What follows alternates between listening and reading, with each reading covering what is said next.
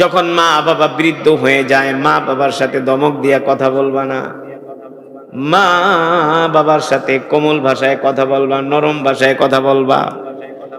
কারণ তুমি তোমার মায়ের গর্ভে 1 দিন না, 2 দিন না, 3 দিন না, তুমি তোমার মায়ের গর্ভে 10 মাস 10 দিন ছিলা।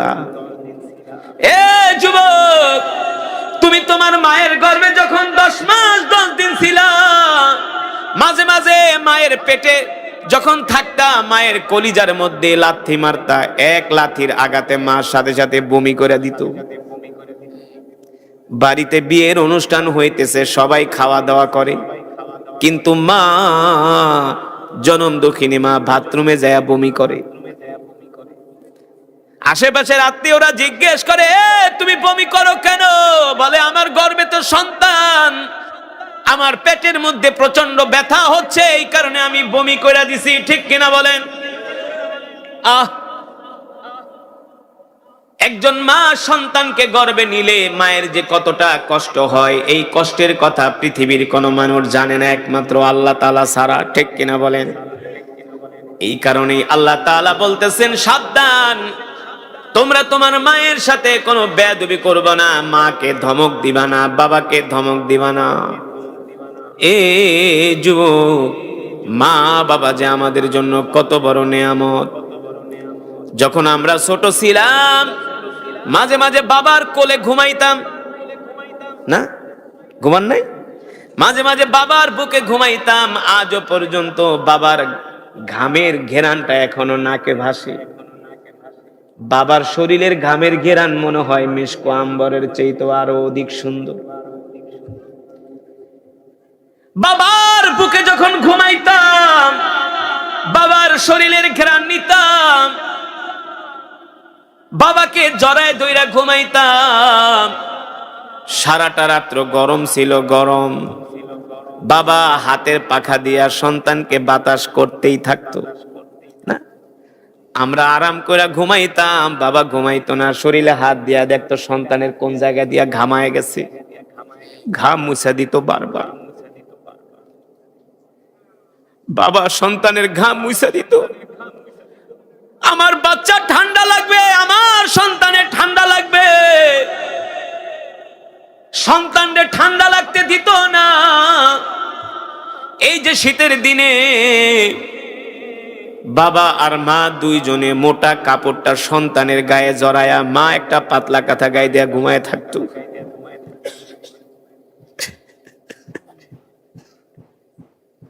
সন্তানের ঠান্ডা লাগতে দিত না।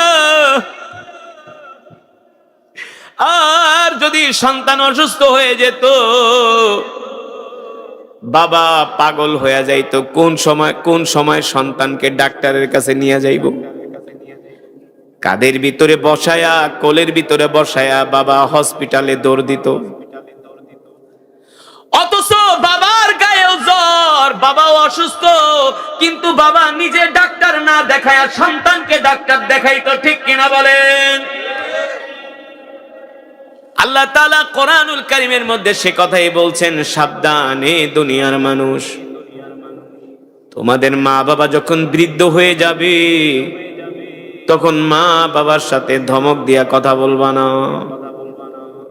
মা বাবার সাথে খারাপ আচরণ করবা না, মা বাবার মনে কষ্ট দিবা না।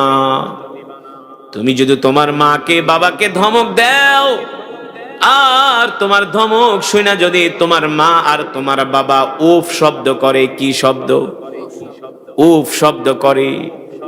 আসমানের মালিক, জমিনের মালিক বলে, এই উফ শব্দের আওয়াজ দুনিয়ার জমিনে থাকে না, আল্লাহর আরশ পর্যন্ত পৌঁছায়া যায়।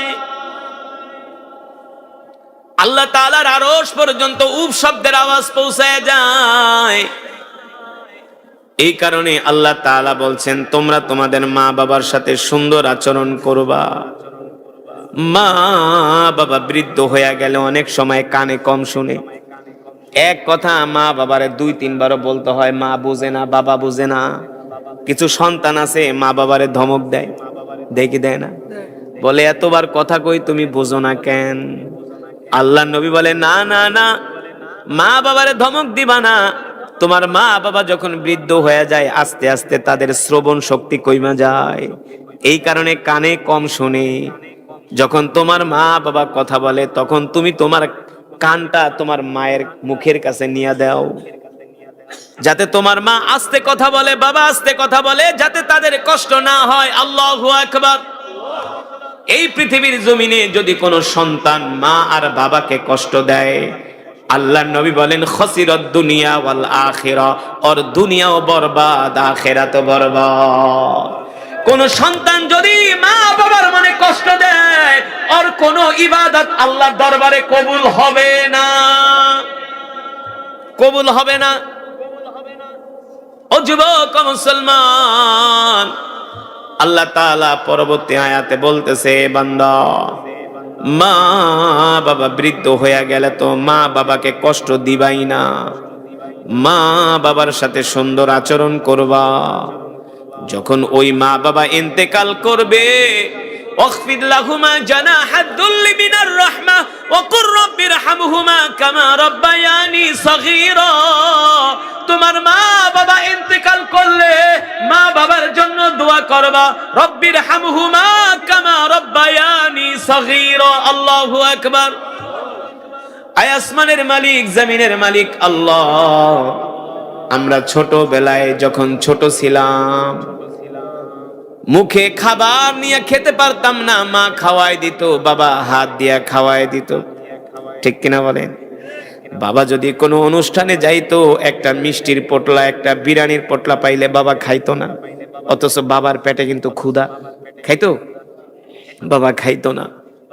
ওই মিষ্টির পোটলা জিলাপির প্যাকেটটা নিয়ে বাড়িতে দৌড়ায় আইসা ওই প্যাকেটটা খুইলা, বাবারও কিন্তু পেটে ক্ষুধা, বাবা খায় না, আগে সন্তানকে খাওয়া।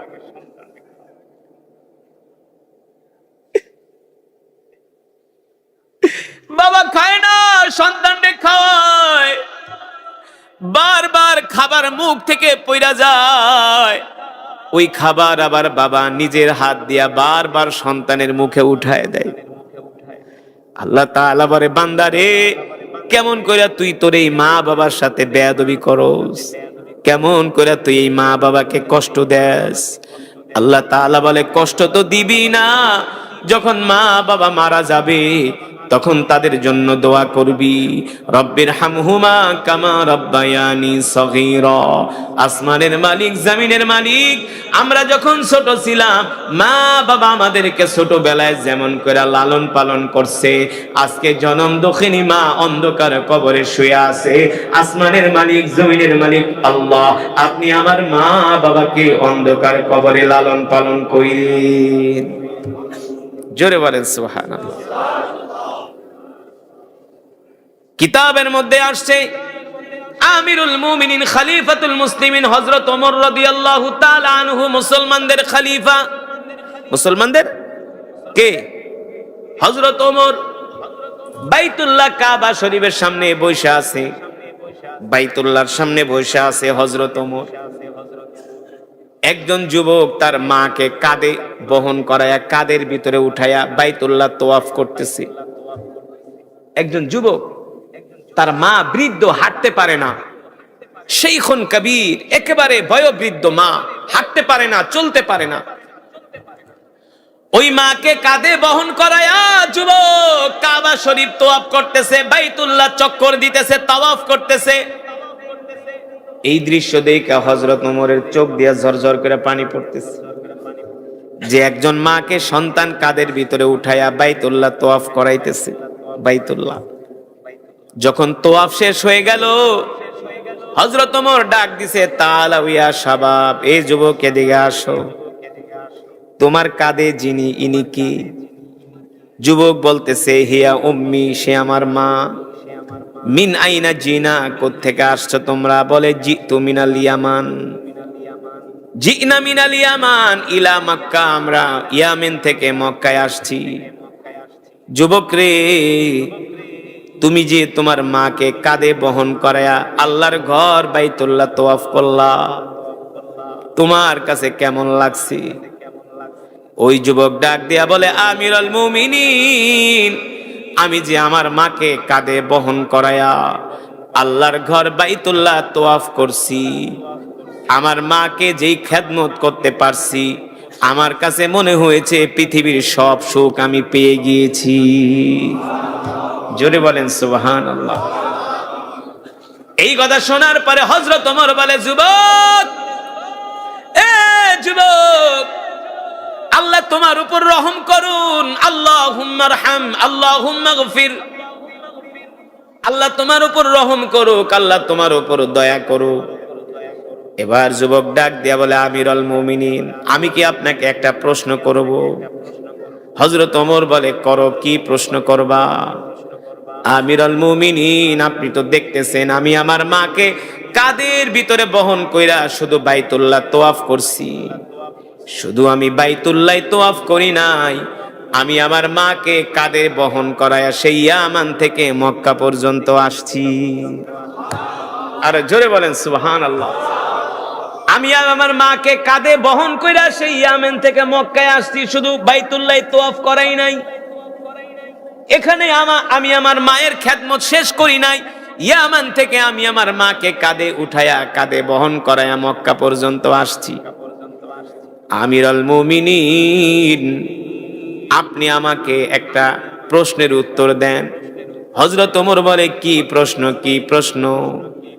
ওই যুবক বলে, হযরত ওমর, আমিরুল মুমিনিন, আমি যে আমার মাকে ইয়ামেন থেকে মক্কা পর্যন্ত কাঁধে বহন কইরা আনলাম, আল্লাহর ঘর বাইতুল্লাহ তওয়াফ করলাম, আমার মাকে কাঁধে বহন করায়া তওয়াফ করাইলাম, আমিরুল মুমিনিন, আমি কি আমার মায়ের হক আদায় করতে পারছি কিনা? হযরত ওমর চোখের পানি ছাইরা দিয়া বলে, এ যুবক, তুমি মনে করছো তোমার মাকে ইয়ামান থেকে কাঁধে কইরা বাইতুল্লাহ আনছো, মাকে কাঁধে উঠায়া আল্লাহর ঘর বাইতুল্লাহ তওয়াফ করাইছো, তুমি কি মনে করছো তুমি তোমার মায়ের হক আদায় কইরা ফালাইছো? হযরত ওমর বলে, না না না না, যদি তুমি তোমার গায়ের চামড়াটা জুতা বানায়া ওই জুতা যদি তোমার মায়ের পায়ে পরিধান করায় দাও, তারপরেও কোনোদিন মায়ের ঋণ শোধ করতে পারবা না। সুবহানাল্লাহ বলবেন না? তারপরে তোমরা তোমার মায়ের হক আদায় করতে পারবা? এই হলো মা, যার মর্যাদা দিয়েছেন কে? আরো জোরে বলেন কে? মায়ের পায়ের নিচে সন্তানের বেহেশত, ঠিক কিনা বলেন? আল্লাহর নবী বলেন, হুয়া জান্নাতুকা ওয়া নারুকা, হুয়া জান্নাতুকা ওয়া নারুকা, হুয়া জান্নাতুকা ওয়া নারুকা। এ সাহাবীরা, তোমাদের মাই হলো তোমাদের জন্য জান্নাত, আবার তোমাদের মাই হলো তোমাদের জন্য জাহান্নাম। যদি মাকে সন্তুষ্ট করতে পারো, তাহলে আল্লাহ তোমাদেরকে এর প্রতিদান দিবে জান্নাত। আর যদি মা বাবার সাথে বেয়াদবি করো, তাহলে পাবা জাহান্নাম, ঠিক কিনা বলেন? মা বাবা সন্তানের জন্য কত বড় নেয়ামত। এই পৃথিবীর সব পর হয়ে যায়, মা কোনোদিন পর হয় না, ঠিক কিনা বলেন? স্ত্রীও পর হয়ে যায়, কিন্তু মা কোনোদিন পর হয় না। ভাইও পর হয়ে যায়, মা কোনোদিন পর হয় না। বোন পর হয়ে যায়, মা কোনোদিন পর হয়? কোনোদিন পর হয় না। 2017 সনের একটা ঘটনা। আমার এলাকার একজন যুবক মালয়েশিয়ায় থাকে। 2017 সনে আমি যখন মালয়েশিয়া একটা প্রোগ্রামে যাব, ওই মহিলা শুনছে, আমার এলাকার একজন মহিলা, আমার পাশেই বাড়ি, তার সন্তানও মালয়েশিয়া থাকে, কিন্তু ওই সন্তান মায়ের কোনো খোঁজ খবর রাখে না। মালয়েশিয়া যাওয়ার পরে স্ত্রীর নামে অ্যাকাউন্ট করে দিয়ে গেছে, মায়ের নামে অ্যাকাউন্ট করে নাই। কত বড় কুলাঙ্গার! মায়ের নামে অ্যাকাউন্ট করে নাই, স্ত্রীর নামে অ্যাকাউন্ট করে দিয়া মালয়েশিয়া চলে গেছে। 2 বছর পরে ওই স্ত্রী আবার পাশের বাড়ির আর এক ছেলের লাগে ভাইগে গেছে। টাকা পয়সা যা পাঠাইছে মালয়েশিয়া থেকে, অ্যাকাউন্ট তো স্ত্রীর নামে, টাকা তো আইছে স্ত্রীর কাছে, মায়ের কাছে তো আর টাকা আসে না, স্ত্রীর কাছে টাকা আসছে। ওই স্ত্রী আবার পাশের বাড়ির আর এক ছেলের সাথে পরকীয়া সম্পর্ক কইরা ভাইগা গেছে। এই কথা শোনার পরে যুবক বিদেশের মাটিতে আরো অসুস্থ হয়ে পড়ছে। মন ভেঙে গেছে, কষ্ট পাইছে। এক পর্যায়ে সে অসুস্থ হয়ে গেছে কষ্ট পাইতে পাইতে। তারপরেও মায়ের সাথে কোনো যোগাযোগ করে না। কিন্তু মা শুনতে পারছে স্ত্রী যখন অর্থ সম্পদ নিয়ে ভাইগা গেছে, এই খবর শোনার পরে তার সন্তান অসুস্থ হয়ে গেছে, কিন্তু সন্তান তো আর মায়ের সাথে যোগাযোগ করে না। এখন আমি যেহেতু দেশের বাইরে যাব, ওই মা আইসা বলে, বাবারে তুমি তো মালয়েশিয়া যাইবা, যাইয়া দেখো আমার সন্তানটা কেমন আছে, শুধু আমাকে একটু খবর জানাইবা, কারণ আমার কলিজার টুকরা মালয়েশিয়ায় ভালো নাই, সে নাকি অসুস্থ হয়ে গেছে। আমি বলি, কেন, আপনাকে কি আপনার সন্তান ফোন করে না? বলে, না বাবা, আমার সন্তান আমার খোঁজ খবরও নেয় না। যখন মালয়েশিয়া গেলাম, ওই সন্তানের সাথে আমার সাক্ষাৎ হলো। এমন বদনসিব, ওই সন্তানের একবারও মায়ের কথা জিজ্ঞেস করলো না, একবারও জিজ্ঞেস করলো না। আমি তাকে প্রশ্ন করলাম, যেই মা তোমার জন্য প্রতিনিয়ত চোখের পানি ফেলে তোমার জন্য কাঁদে, ওই মায়ের কথা কি একবারও মনে পড়লো না? তার ভিতরে কোনো অনুভূতি নাই? এমন সন্তান এই জমিনে আছে কি আছে না? নাই। মা বাবার খোঁজ খবর রাখে না। ওই যে স্ত্রীর নামে অ্যাকাউন্ট করে খাইছে ধরা, আর এক ছেলের সাথে ভাইগা চলে গেছে, এখন স্ত্রী নাই, এই কথা শুনে অসুস্থ হয়ে গেছে। কিছুদিন পরে আমি যখন দেশের বাড়িতে আসলাম, ওই মহিলা আবার আমার সাথে আইসা আমার বাড়ির এক কোণার ভিতরে দাঁড়ায় থাকে, যে কখন আমি বের হব, আমাকে ধইরা জিজ্ঞেস করবে তার সন্তানটা কেমন আছে। অথচ সন্তান তো একবারও মায়ের কথা জিজ্ঞেস করে নাই। এই কথা যদি আমি মহিলাকে বলি, তাহলে আরো কষ্ট পাবে কি পাবে না? যখন আমি ঘর থেকে বের হলাম, মহিলা আমার সামনে আইসা দাঁড়াইলো, আমাকে বলে, হুজুর একবার একটু বলেন আমার কলিজার টুকরা সন্তানটা মালয়েশিয়ায় কেমন আছে। আমি একবার চিন্তা করলাম, আমি বলবো যে আপনি তো আপনার সন্তানের জন্য খাওয়া দাওয়া বন্ধ করে দিয়েছেন, কিন্তু আপনার সন্তান তো একবারও আপনার কথা জিজ্ঞেস করে নাই। এই কথা শুনলে তো মহিলা আরো কষ্ট পাবে। আমি বললাম, না, আমি তাকে শুধু এতটুকুন সান্ত্বনা দিলাম, আপনি আপনার সন্তানের জন্য দোয়া করেন, আপনার সন্তান ভালো আছে। এই কথা শোনার পরে মা চোখের পানি ছাইরা আসমানের দিকে তাকায় বলে, হুজুর বিশ্বাস করবেন, আজকে 2টা বছর এমন কোন নামাজ নাই যেই নামাজের ভিতরে আমি আমার সন্তানের জন্য দোয়া করি নাই। প্রতিটা নামাজে আমি আমার কলিজার টুকরা সন্তানের জন্য দোয়া করছি। আমার সন্তান আমার খোঁজ খবর রাখে না, আমাকে টাকা পয়সা দেয় না, এতে করে আমার কোনো কষ্ট নাই, আমার কোনো কষ্ট নাই। আমি আল্লাহর কাছে দোয়া করি, তারপরও আল্লাহ আমার কলিজার টুকরাটাকে ভালো রাখুক। তারপরের ঘটনা আরো হৃদয় বিদারক। ওই সন্তান অসুস্থ হইতে হইতে এক পর্যায়ে আর মালয়েশিয়ায় থাকতে পারে নাই। 6 মাসের ভিতরে কোম্পানি তাকে দেশে পাঠিয়ে দিছে, অসুস্থ, কাজ করতে পারে না। ওই যে বউ চলে গেছে আর এক ছেলের সাথে, এই খবর শোনার পরে আস্তে আস্তে করে সে অসুস্থ হয়ে গেছে। অসুস্থ হইতে হইতে এমন পর্যায়ে গেছে, বিছনায় পড়ে গেছে, এখন আর কোনো কাজ করতে পারে না। এবার ওই সন্তানকে যখন দেশে পাঠায় দিছে, ওই সন্তান এয়ারপোর্টে আইসা বাড়িতে যে যাবে, সে তো হাঁটতে পারে না। তখন ওই মাকে ফোন দিছে, মা আমি তো এয়ারপোর্টে আসছি, আমি তো হাঁটতে চলতে পারি না। সেই জনম দুঃখিনী মা সন্তানকে আনার জন্য এবার এয়ারপোর্টে আসছি। এয়ারপোর্টে আইসা সেই মা সন্তানকে কোলে কইরা গাড়িতে উঠাইছি, গাড়িতে উঠাইয়া এলাকায় আনছি। এলাকায় আনার পরে মা সন্তানরে গোসল করায় দেয়, মা সন্তানরে ধইরা ধইরা বাথরুমে নিয়ে যায়, মা সন্তানকে ভাত খাওয়ায় দেয়। অথচ যেই স্ত্রীর নামে অ্যাকাউন্ট করলি, ওই স্ত্রী তো আর এক ছেলের সাথে ভাইগা গেছে, ওই স্ত্রী তোর কোনো খবর রাখলো না, কিন্তু জনম দুঃখিনী মা তোরে তো ছাড়তে পারলো না, ঠিক কিনা বলে? এই কারণে মা বাবা আমাদের জন্য অনেক বড় নিয়ামত। আল্লাহু আকবার। একদিন আল্লাহর নবী ঘরের মধ্যে শুয়া শুয়া শিশু মাসুম বাচ্চার মতো ঢুকরে ঢুকরে কান্না করতেছেন। শিশু বাচ্চারা যেভাবে কান্না করে, আল্লাহর নবী সেইভাবে কান্না করতেছেন। আম্মা জানা আয়েশা রাদিয়াল্লাহু তাআলা আনহা ডাক দিয়া বলেন, লিমা তাবকি ইয়া রাসূলুল্লাহ সাল্লাল্লাহু আলাইহি ওয়াসাল্লাম, নবী গো আপনার কি কষ্ট হচ্ছে? আপনি অসুস্থ নাকি? আপনার কি হয়েছে? আপনাকে তো কোনোদিন এইভাবে ঢুকরে ঢুকরে কান্না করতে দেখি নাই, ছোট মাসুম বাচ্চার মতো কান্না করতে দেখি নাই। ওগো আল্লাহর নবী, আমি কি আপনার মনে কষ্ট দিছি নাকি? আপনি বলেন, আপনি কেন এইভাবে কান্না করেন? আপনাকে তো কোনোদিন এমন কইরা কান্না করতে দেখি নাই। এমন কি কষ্ট, এমন কি দুঃখ আপনার মনে? আমি আয়েশার কাছে আপনি বলেন, আমি আপনার মনের দুঃখগুলো দূর করার চেষ্টা করব। আল্লাহর নবী ডাক দিয়া বলে, আয়েশা, পারবা না, পারবা না, পারবা না, আমার মনের দুঃখ তুমি দূর করতে পারবা না। আম্মা জান আয়েশা রাদিয়াল্লাহু তাআলা আনহা ডাক দিয়া বলেন, ওগো আল্লাহর নবী, কেন পারবো না? কি হয়েছে, কি হয়েছে?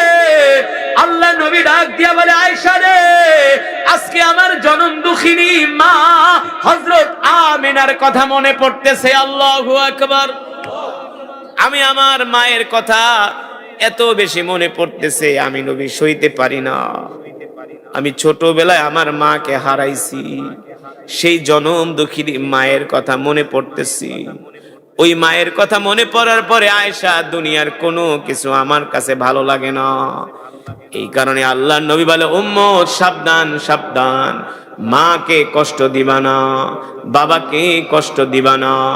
যুবকরে, যদি তুমি তোমার মায়ের মনে কষ্ট দিয়া থাকো, আজকের মাহফিলের পরেই দৌড়ায়া বাড়িতে যাও, যায়া মায়ের পা ধরো, বাবার পায়ে ধইরা মা বাবার থেকে ক্ষমা নাও, মা বাবার কাছে মাপ চাও।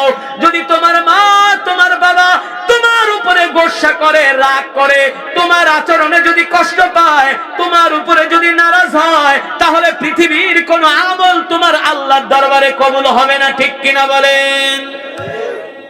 কিন্তু আমরা মা বাবার মনে অহরহ কষ্ট দিই, মা বাবার খোঁজ খবর রাখি না।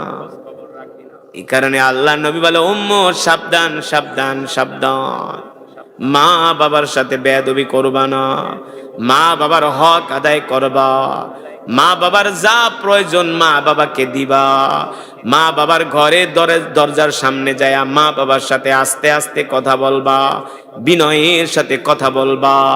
যদি তোমার মা তোমার উপর খুশি হয়ে যায়, যদি তোমার বাবা তোমার উপর খুশি হয়ে যায়, যুবক মনে রাখবা, আরশের মালিক, আসমানের মালিকও তোমার উপর খুশি হয়ে যাবে। ঠিক কিনা বলে? এই কারণে আমরা আমাদের মা বাবাকে হৃদয় দিয়া ভালোবাসবো, কলিজা দিয়া ভালোবাসবো। রাজি আছেন তো ইনশাআল্লাহ? মা বাবার মনে কষ্ট দিবেন না। যদি মা বাবাকে সন্তুষ্ট করে মরতে পারেন, এই দুনিয়া ছাড়তে পারেন, দুনিয়া ছাড়ার পরে কোনো চিন্তা নাই, কোনো টেনশন নাই, কোনো ভাবনা নাই। আল্লাহ তাআলা বলে, বান্দা, তুই যদি তোর মা বাবার হক আদায় করতে পারোস, যদি তুই তোর মা বাবাকে সন্তুষ্ট কইরা 5 ওয়াক্ত নামাজ পড়া, আমার হুকুম, আমার বিধান মাইনা যদি কবরে আসতে পারোস, আমি আল্লাহ তোর জন্য আমার জান্নাত রেডি করে রাখছি। ঠিক কিনা বলে? ওই সন্তানই সবচেয়ে বেশি মা বাবাকে কষ্ট দেয়, যে সন্তান ঠিক মতো নামাজ পড়ে না। কথা কয়? কোন মাদ্রাসার ছাত্র, কোন আলেম আজ পর্যন্ত শুনছেন যে মা বাবার সাথে বেয়াদবি করছে? পাইবেন না, দেখাইতে পারবেন না। কিন্তু জাহাঙ্গীরনগর ইউনিভার্সিটির অধ্যাপক, আজকে তিনি বৃদ্ধাশ্রমে থাকেন, বৃদ্ধাশ্রমে থাকেন।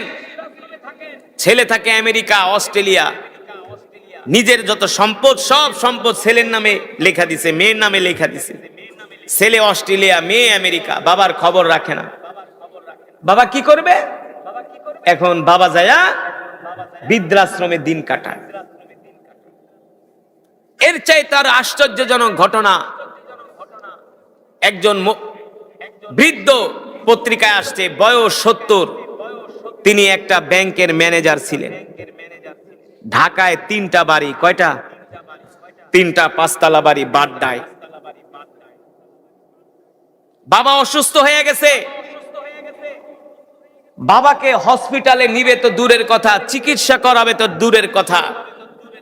ডাক্তারকে বলছে, ডাক্তার, আপনাকে আমি বেশ কিছু টাকা পয়সা দেই, আপনি আমার বাবার এমন একটা ইনজেকশন মারেন যাতে বাবা তাড়াতাড়ি মরে যায়।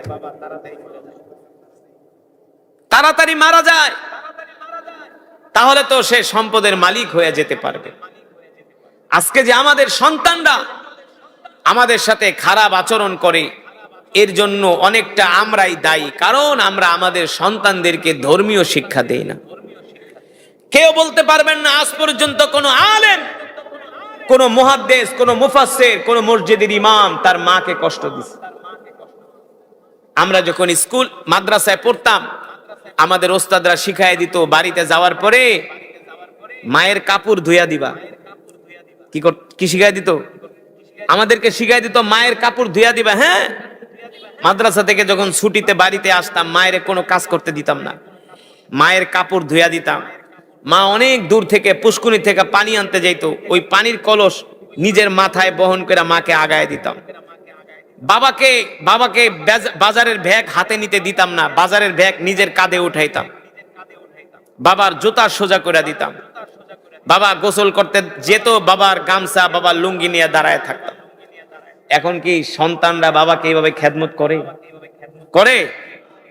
করে না। 100-র ভিতরে 5 জনও পাবেন না এইভাবে মা বাবার খেদমত করে না।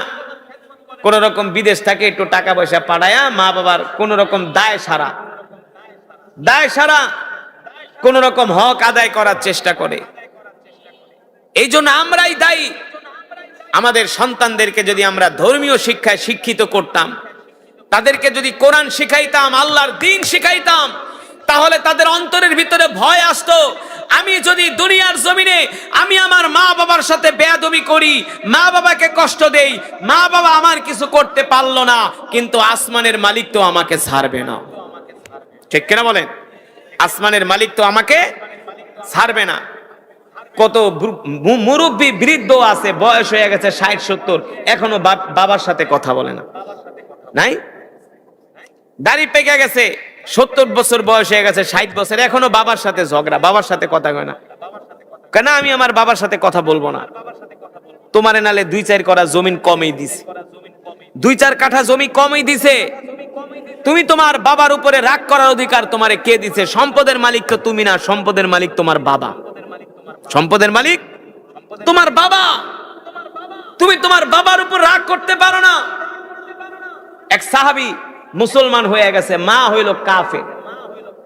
আল্লাহ নবীকে বলবো, আল্লাহ রাসূল, আমি তো মুসলমান, আমার মা তো কাফের, আমি আমার মায়ের সাথে কি আচরণ করব? আল্লাহ নবী বলে, সাবধান, সাবধান। 3 বার বলছে সাবধান।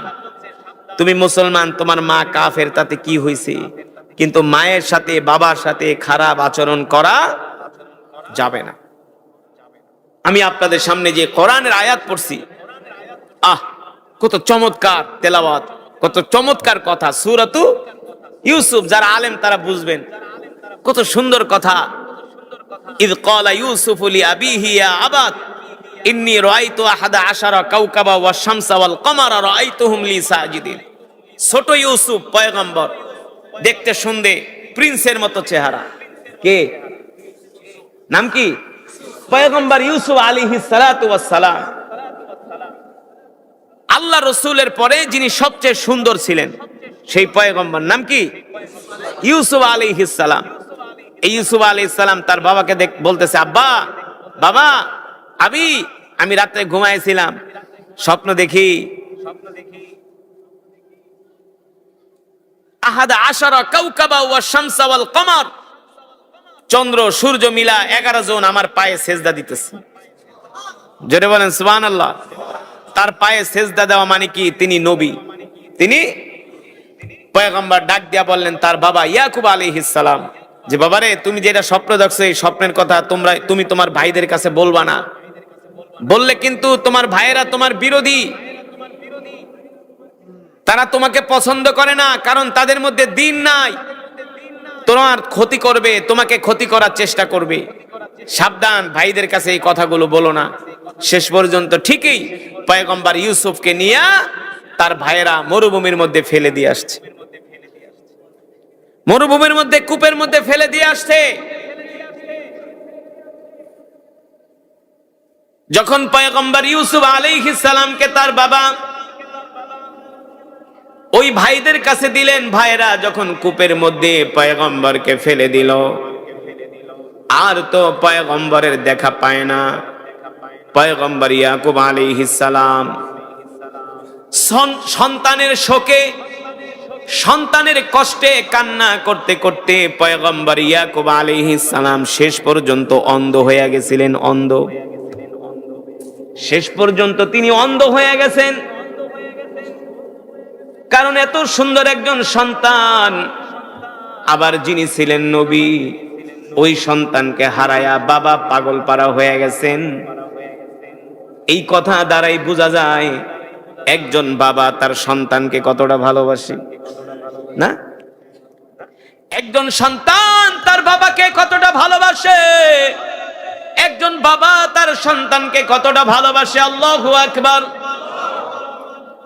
মুসলমান, পরবর্তী আমি যে আয়াত পড়েছি, আল্লাহ তাআলা বলতেছেন ওয়া কাদা রাব্বুকা আল্লা তা'বুদু ইল্লা ইয়াহু ওয়া বিল ওয়ালিদাইনি ইহসানা ইম্মা ইয়াবলুগান্না ইনদাকাল কিবারা আহাদুহুমা আও কিলাহুমা ফালা তাকুল লাহুমা উফফি ওয়া লা তানহারহুমা ওয়া কুল লাহুমা কওলান কারীমা واخفض لهما جناح الذل من الرحمة وقل رب ارحمهما كما ربياني صغيرا الله أكبر। আল্লাহ রাব্বুল আলামিন বলতেছেন, এ দুনিয়ার মানুষ শুনে রাখো, আমি আল্লাহ সিদ্ধান্ত দিতেছি, আমার রবের সিদ্ধান্ত হলো তোমরা একমাত্র ইবাদত করবা আমার। কার ইবাদত? আরো জোরে বলেন। একমাত্র তোমরা ইবাদত করবা আল্লাহ তাআলার। আল্লাহ তাআলা ছাড়া কারো ইবাদত করা যাবে না। আল্লাহ তাআলা ছাড়া কারো সামনে এই কপাল, এই মাথা ঝুঁকানো যাবে না। ঠিক কিনা বলেন?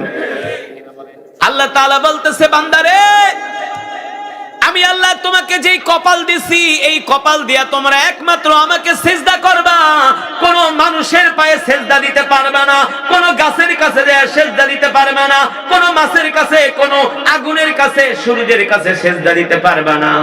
একমাত্র এই সিজদার মালিক হলাম আমি আল্লাহ। ঠিক কিনা বলেন? আল্লাহ তাআলা বলছেন একমাত্র ইবাদত করবা আমার, আমার সাথে তোমরা কাউকে শরীক করবা না।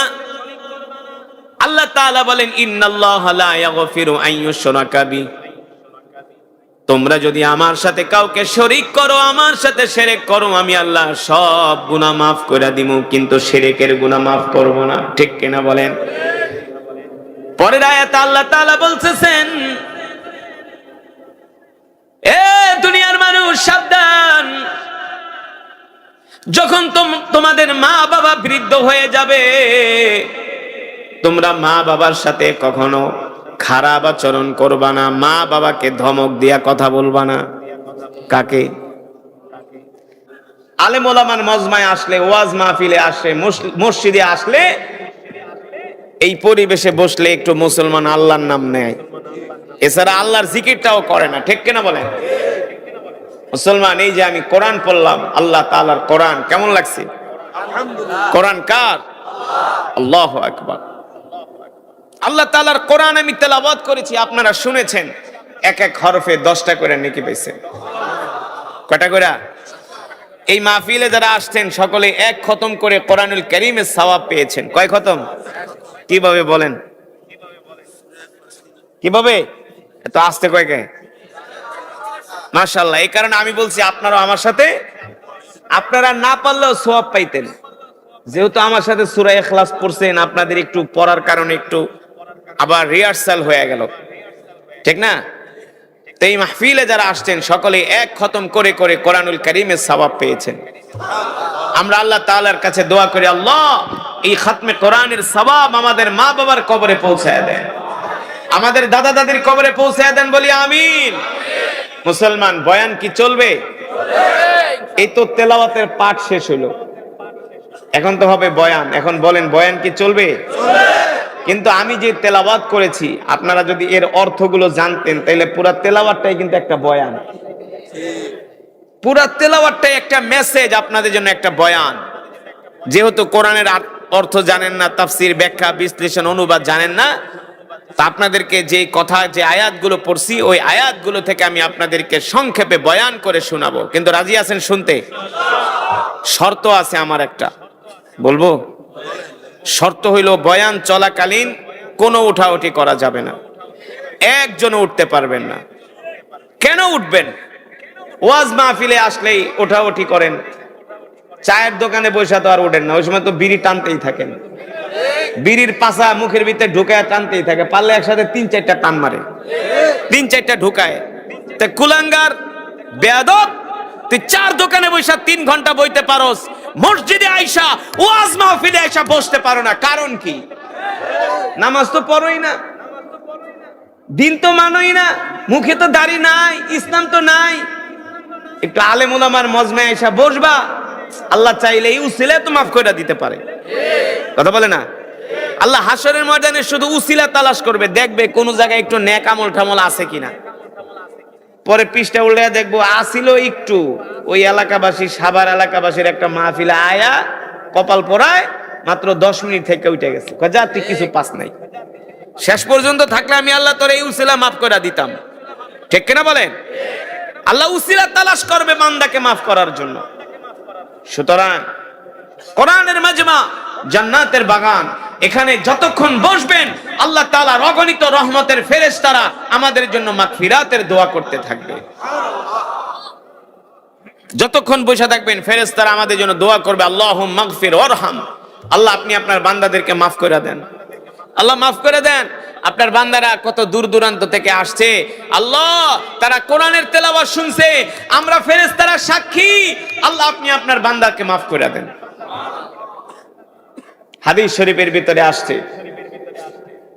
মিনাল ফজর ইলাল মাগরিব, ফজর যখন হয়, ফজরের পরে আল্লাহ তাআলা এক একজন বান্দার জন্য 70,000 ফেরেশতা আসমান থেকে পাঠায়। এক একজনের জন্য, আপনার জন্য 70,000, আমার জন্য 70,000, প্রতিদিন এভরিডে ফজরের পরে পাঠায় 70,000। কয় হাজার? এই 70,000 ফেরেশতারা পৃথিবীতে একবারই আসে, তারা আর আসার সুযোগ পায় না, শিডিউল পায় না, কারণ ফেরেশতা তো অগণিত। আল্লাহ তাআলা সবাইকে তো দায়িত্ব দিবে, সবার তো কাজ, কিন্তু যে 70,000 ফেরেশতা পৃথিবীতে একবারে আসে শুধু আপনার আমার নেক আমল দেখার জন্য, নেক আমল দেখার জন্য। যখন ফজরের পরে আল্লাহ 70,000 ফেরেশতা পাঠায়, ওই ফেরেশতা আয়েশা মসজিদের সামনে দাঁড়ায়, ঘরের সামনে দাঁড়ায়, দোকানের সামনে দাঁড়ায়। কিছু লোক দেখে, ফেরেশতারা দেখে ফজরের নামাজ পড়তে কিছু লোক মসজিদে যায়, ফজরের পরে বসে বসে মসজিদে তাসবিহ পড়ে, কোরআন পড়ে। আর কিছু লোক নাক টাইনা ঘুমায়, কিছু লোক চায়ের দোকানে যায় চা খায় আর বিড়ি খায়, চা খায় আর বিড়ি খায়, জুয়া খেলে, গাঁজা খায়, মদ খায়, ফেন্সিডিল খায়, আল্লাহর হুকুম মানে না। ওই এক একজনের জন্য যে 70,000 ফেরেশতা আল্লাহ দুনিয়াতে পাঠাইছে, ওরা ফজর থেকে মাগরিব পর্যন্ত ডিউটি করে। পরে ওরা যখন ডিউটি শেষ হয়ে যায়, আল্লাহ তাআলা ডাক দেয়, এই ফেরেশতা বল, আমার ওই যে বান্দার জন্য আমি তোরে নিয়োগ করছিলাম, ওই বান্দারে কি দেখছস? তা যে নামাজি বলে, আল্লাহ আমি তো আপনার ওই বান্দারে ফজরের নামাজ মসজিদে পড়তে দেখছি, সে বৈশা বৈশা ফজরের পরে জিকির করতেছে, কিংবা নামাজ পড়ে রাস্তা দিয়ে হাঁটতেছে, জিকির করতেছে। আল্লাহ তাআলাকে তুই দেখছস? কয় হ্যাঁ। যদি তুই আমার বান্দাকে দেখা থাকস যে আমার বান্দা নামাজ পড়ছে, ফজরের জিকির করতে দেখছস, এ ফেরেশতা তোর দায়িত্ব হলো আমার এই বান্দার জন্য তুই কিয়ামত পর্যন্ত দোয়া করতে থাকবি। তোরা 70,000 ফেরেশতা আমার বান্দার জন্য কিয়ামত পর্যন্ত দোয়া করতে থাকবি, এটা তোদের দায়িত্ব। আল্লাহু আকবার। আর ওই ফেরেশতারা আয়েশা যদি দেখে আমরা গাঁজা খাইতেছি, বিড়ি খাইতেছি, জুয়া খেলতেছি, হ্যাঁ, একজনের পাশায় আরেকজনের বাঁশ দিতেছি, বাঁশ একজনের সাথে আরেকজনের ঝগড়া লাগাই দিতেছি, তখন ফেরেশতারা মন খারাপ করে, আল্লাহ আপনার ওই ফেরেশতারা দেখছি এই গুনার কাজ করতেছে, এই নাফরমানি করতেছে। তখন আল্লাহ তাআলা খুব কষ্ট পায়, আল্লাহ তাআলা খুব কষ্ট পায়। এই যে আপনারা কোরআনের মাহফিলে আসছেন, এক একজনের জন্য 70,000 ফেরেশতা, তারা দেখতেছে যে আমরা কোরআনের মাহফিলে বৈশা কোরআন শুনতেছি। এই 70,000 ফেরেশতারা আমাদের জন্য কিয়ামত পর্যন্ত দোয়া করতে থাকবে। তো খুশি নাকি বেজার? মুসলমান, এই যে মজমায় আসছেন, এক খতম করে কোরআনের সওয়াব পাইছেন, বাড়িতে থাকলে সওয়াব পাইতেন? পাইতেন?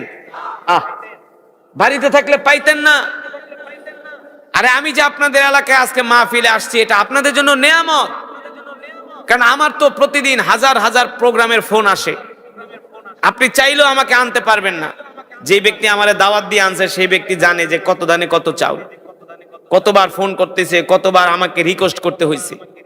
তো একজন আলেম যখন আপনাদের এলাকায় আসে, এটা আলেমের জরুরতের জন্য আসে না, আলেম কিছু পাওয়ার জন্য আসে না, বরং আপনাদের জন্য নিয়ামত, আপনাদের জন্য বরকত, যে একজন আলেমের মুখে কোরআনের কথা শুনে যদি আমল করতে পারেন, পুরা জিন্দেগি পাল্টে যাবে, পুরা জীবন পরিবর্তন হয়ে যাবে। এই কারণে বাবারা 5 ওয়াক্ত নামাজ পড়বেন জামাতের সাথে, তাকবীরুলের সাথে। হারাম খাবেন না, হালাল খাবেন। মা বাবার খেদমত করেন, মা বাবার খেদমত কইরা দুনিয়ার সফরটা শেষ কইরা কবরে যান, আল্লাহ ইনশাআল্লাহ আমাদের জন্য জান্নাত রেডি করে রাখছে, ঠিক কিনা বলেন? এই কারণে আমরা নামাজ পড়ব কয় ওয়াক্ত? 5 ওয়াক্ত। রাজি আছেন? কে কে 5 ওয়াক্ত নামাজ পড়বেন? হাত উঠে আল্লাহকে দেখান, হাত সোজা করেন, সোজা করেন, আল্লাহকে ডাক দেন, ইয়া আল্লাহ। আরো জোরে বলেন, ইয়া আল্লাহ। ওয়াদা করলাম আর কোনদিন নামাজ ছেড়ে দিব না, মা বাবার সাথে বেয়াদবি করব না। আল্লাহ আমাদের কবুল করে নেন, বলি আমিন। হাত নামা। যদি এই মজমার মধ্যে কেউ থেকে থাকেন যে মায়ের সাথে বাবার সাথে কথা বলেন না, যে কোনো কারণে মন মালিন্য, একটু ঝগড়াঝাটি হয়েছে, আজকের মাহফিলের পরে যায়া যদি মানুষের সামনে পায়ে ধরতে লজ্জা লাগে, মা যখন একা ঘরে থাকবে, ঘরে যায় দরজাটা লাগাইয়া মায়ের পা ধইরা কান্না করে বললেন, মা আমারে মাফ করে দাও, বাবা আমারে মাফ করে দাও। মা বাবারে যত লক্ষ কোটি টাকা দেন, যত বড় বিল্ডিং বানায় দেন, যত দামি কম্বল কিনা দেন, মা বাবার মনে যদি কষ্ট দেন, এই অর্থ বিত্ত দিয়া কিন্তু মা বাবাকে খুশি করতে পারবেন? মা বাবাকে খুশি করতে হলে মায়ের দুঃখ, মায়ের কষ্ট আগে দূর করতে হবে, ঠিক কিনা বলেন? এই কারণে মায়ের থেকে ক্ষমা চেয়ে নিবেন, বাবার থেকে ক্ষমা চেয়ে নিবেন। 5 ওয়াক্ত নামাজ জামাতের সাথে পড়বেন, হারাম খাবেন না, মিসওয়াক করে নামাজ পড়বেন, মিসওয়াক করে নামাজ পড়বেন। আর প্রতিদিন কমপক্ষে আল্লাহর নবীর নামে, আল্লাহর নবীর মহব্বতে কমপক্ষে, কম হইল 200 বার আল্লাহ রসুলের শানে দুরূদ পড়বেন কমপক্ষে। আর যদি বেশি পারেন 1000 বার আল্লাহ নবীর শানে প্রতিদিন দুরূদ পড়বেন। সহজ দুরূদ সাল্লাল্লাহু আলাইহি ওয়াসাল্লাম, সহজ দুরূদ আল্লাহুম্মা সাল্লি আলা মুহাম্মদ, সহজ দুরূদ আল্লাহুম্মা সাল্লি ওয়া সাল্লিম আলা নাবিয়িনা মুহাম্মদ। যদি আপনি আল্লাহ রসুলের নামে দৈনিক 1000 বার দুরূদ শরীফ পড়তে পারেন, ইন্তেকালের আগে আল্লাহ রসুলের সাথে ঘুমের ঘরে আল্লাহ রসুলের জিয়ারত নসিব হয়ে যায়। 1000 বার পারবেন না দুরূদ শরীফ পড়তে? 1000 বার দুরূদ শরীফ পড়তে বেশি সময় লাগে না। মনে করতে পারেন আল্লাহ 1000 বার, মনে হয় সারাদিন লেগে যাব। না, 1000 বার দুরূদ পড়তে সর্বোচ্চ 20 থেকে 25 মিনিট, 30 মিনিট সময় লাগে। তো কত কাজেই তো আমরা 30 মিনিট ব্যয় করি। একটু মসজিদের এক কোনায় বসে 30 মিনিট বসে বসে জিকির করেন। বিকাল গেছেন গরু রাখতে, তসবিটা নিয়ে যান, বসে বসে 1000 বার দুরূদ পড়েন। খালি দুরূদের আমল করেন, দেখবেন যত বালা মুসিবত, বিপদ আপদ, রোগ শোক সব আল্লাহ দূর করে দিবেন। কারণ মান সাল্লা আশারা মান সাল্লা ওয়াহিদান সাল্লাল্লাহু আলাইহি ওয়াসাল্লাম আশারা, আল্লাহ রাসূল বলেন, কেউ যদি আল্লাহর নবীর শানে একবার দুরূদ পড়ে, আল্লাহ তাআলা সাথে সাথে তার 10টা গুনাহ মাফ করে দেয়, তার 10টা মর্তবা বাড়ায় দেয়। জান্নাতে যাওয়ার জন্য আল্লাহ তাআলা তার পথ 10 কদম আগায় দেয়। আল্লাহ নবী বলে, উম্মত তুমি যদি জান্নাতে আমার সাথে থাকতে চাও, কে বলছেন? আল্লাহ রাসূল বলে, উম্মত তুমি যদি জান্নাতে আমার সাথে থাকতে চাও, তাহলে বেশি বেশি করে আমার নামে দুরূদ পড়ো। আমরা আল্লাহর নবীর শানে বেশি বেশি করে দুরূদ পড়বো তো ইনশাআল্লাহ। হাঁটতে চলতে ফিরতে আমরা আল্লাহ রাসূলের সাথে দুরূদ পড়বো। আল্লাহ তাআলা আমাদের সকলকে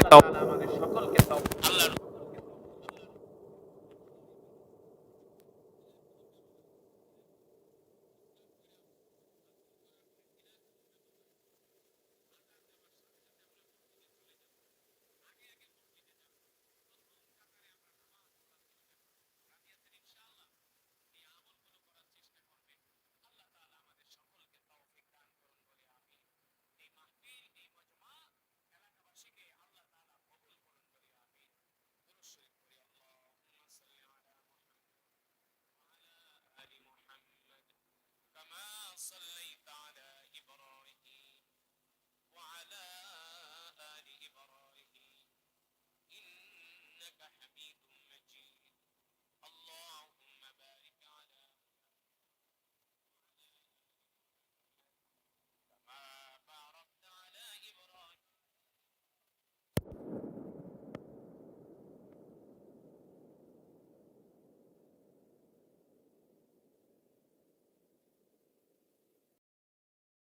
আল্লাহ নবী রাহমাতুল লিল আলামিন বয়স যখন আল্লাহর নবীর একেবারে 50-এর কোঠায়, একদিন আল্লাহর নবী ঘরের মধ্যে শুয়া শুয়া শিশু মাসুম বাচ্চার মতো ঢুকরে ঢুকরে কান্না করতেছেন।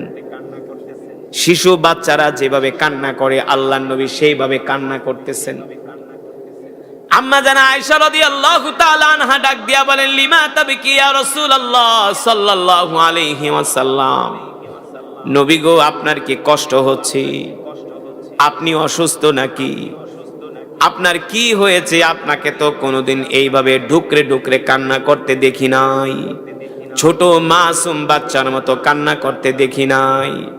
ওগো আল্লাহর নবী, আমি কি আপনার মনে কষ্ট দিছি নাকি? আপনি বলেন, আপনি কেন এইভাবে কান্না করেন? আপনাকে তো কোনোদিন এমন কইরা কান্না করতে দেখি নাই। এমন কি কষ্ট, এমন কি দুঃখ আপনার মনে? আমি আয়েশার কাছে আপনি বলেন, আমি আপনার মনের দুঃখগুলো দূর করার চেষ্টা করব। আল্লাহর নবী ডাক দিয়া বলে, আয়েশা পারবা না, পারবা না, পারবা না, আমার মনের দুঃখ তুমি দূর করতে পারবা না। আম্মা জান আয়েশা রাদিয়াল্লাহু তাআলা আনহা ডাক দিয়া বলেন, ওগো আল্লাহর নবী কেন পারবো না? কি হয়েছে, কি হয়েছে?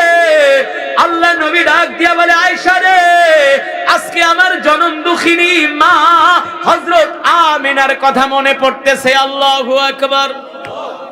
আমি আমার মায়ের কথা এত বেশি মনে পড়তেছে, আমি নবী সইতে পারি না। আমি ছোটবেলায় আমার মাকে হারাইছি, সেই জনম দুঃখিনী মায়ের কথা মনে পড়তেছি। ওই মায়ের কথা মনে পড়ার পরে আয়েশা, দুনিয়ার কোনো কিছু আমার কাছে ভালো লাগে না। এই কারণে আল্লাহর নবী বলে, উম্মত সাবধান, সাবধান, মাকে কষ্ট দিবা না, বাবাকে কষ্ট দিবা না। সিরাতের কিতাবের মধ্যে আসছে, আল্লাহর নবী বিশ্ব নবী রাহমাতুল লিল আলামিন তো ছোটবেলায় এতিম হয়ে গেছে। আল্লাহর নবীর দুধমার নাম ছিল হযরত হালিমাতুস সাদিয়া রাদিয়াল্লাহু তাআলা আনহা। যখন আল্লাহর নবীর বয়স 6 মাস, তখন তো আল্লাহর নবীর পিতা হযরত আব্দুল্লাহ ব্যবসা করতে যায় আর রাস্তায় এসে ইন্তেকাল করছে। আল্লাহর নবীকে জন্ম দেওয়ার পরে হযরত আমিনাও ইন্তেকাল করছে। আল্লাহর নবী এতিম হয়ে গেছে। একজন মহিলা হযরত হালিমাতুস সাদিয়া, সৌভাগ্যবান মহিলা, তিনি আল্লাহর নবীকে লালন পালন করছে। আল্লাহর নবী যখন বড় হলেন, সাহাবায়ে কেরামদের সংখ্যা যখন বাড়তে লাগলো, মাঝে মাঝে হযরত হালিমাতুস সাদিয়া আল্লাহর নবীর দরবারে আসতেন। এই বৃদ্ধ মহিলাকে অনেক সাহাবী চিনত না। হযরত হালিমাতুস সাদিয়া আল্লাহর নবীর দরবারে আসলে বৃদ্ধ মহিলা হালিমাতুস সাদিয়াকে দেখলে আল্লাহর নবী বসা থাকলে তার সম্মানে দাঁড়ায় যাইতেন। আল্লাহর নবী তার সম্মানে দাঁড়িয়ে যেতেন। বৃদ্ধ মহিলা হযরত হালিমাতুস সাদিয়া আল্লাহ রাসূলের হুজরায় যখন ঢুকতেন, আল্লাহর নবীর সামনে শত শত বড় বড় সাহাবীরা বসা। হযরত আবু বকর, ওমর, ওসমান, আলী, তালহা, জুবাইর রাদিয়াল্লাহু তাআলা আনহুদের মতো বড় বড় জলিল কদর সাহাবীরা আল্লাহর নবীর সামনে বসা। কিন্তু ওই বৃদ্ধা মহিলা হালিমাতুস সাদিয়া আসলে আল্লাহর নবী তার সম্মানে দাঁড়ায় যাইতেন। শুধু তার সম্মানে দাঁড়াইতেন না, আল্লাহর নবীর চাদর মোবারক ওই বৃদ্ধা মহিলা হালিমাতুস সাদিয়ার জন্য বিছায়া দিত। বলতো, আপনি আমার চাদরের উপরে বসেন। হযরত হালিমাতুস সাদিয়া লাঠি ভর দিয়া আল্লাহর নবীর চাদর মোবারকে বসতো।